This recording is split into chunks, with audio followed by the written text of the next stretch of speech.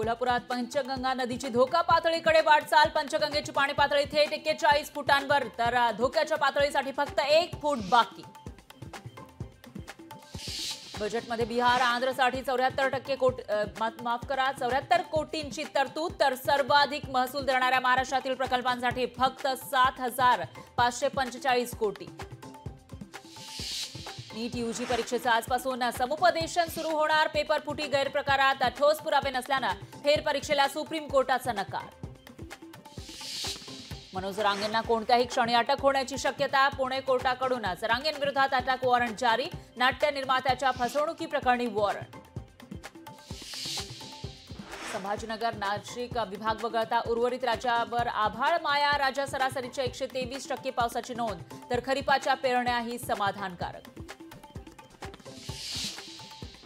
जरांगेंनी आमचे आमदार पाडले, तर आम्ही त्यांचे 150 आमदार पाडू। आता वेळ आली आहे एकत्र येऊन मराठा आमदार पाडू। ओबीसी आंदोलक लक्ष्मण हाकेंचा थेट इशारा।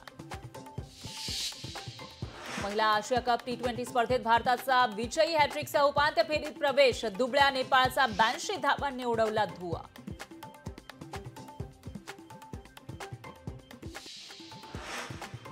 मुंबईला पाणी पुरवठा करणाऱ्या 7 धरणांमध्ये निम्म्याहून जास्त टक्के पाणीसाठा, तर धरण परिसरात चांगला पाऊस पडतोय, त्यामुळे धरणांमधील साठ्यात झपाट्यानं वाढ।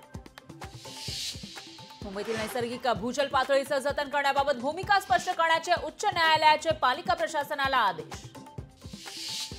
बनावट कागदपत्र वापरून पाकिस्तानात गेल्या महिलेविरुद्ध गुन्हा दाखल। 23 वर्षीय महिला बनावट कागदपत्र आणि बनावट नाव वापरून पाकिस्तानात गेल्याचा प्रकार। राज्यात सरासरीपेक्षा 123% जास्त पाऊस। सर्व धरणांमध्ये 39.17% पाणीसाठा, तर छत्रपती संभाजीनगर विभागात सर्वात कमी 12.13%च पाणीसाठा। नीटच्या सर्वोच्च न्यायालयाच्या निर्णयाचं केंद्रीय शिक्षण मंत्री धर्मेंद्र प्रधान यांच्याकडून स्वागत। विरोधी पक्षनेत्यांनी विद्यार्थ्यांची माफी मागण्याची शिक्षण मंत्र्यांकडे केली मागणी। कुलाबा ते सिप्स मेट्रो 3 मार्गिकेवरील 3 स्थानकांमध्ये पावसाचं पाणी। मेट्रो स्थानकांमध्ये पाणी साचल्यानं कंत्राटदाराला 2 कोटी रुपयांचा दंड। खडकवासला धरण परिसरात मुसळधार पावसामुळे खडकवासला धरणातून मुठा नदीमध्ये पाणी सोडलं। नदीकाठच्या नागरिकांना सतर्कतेचा इशारा।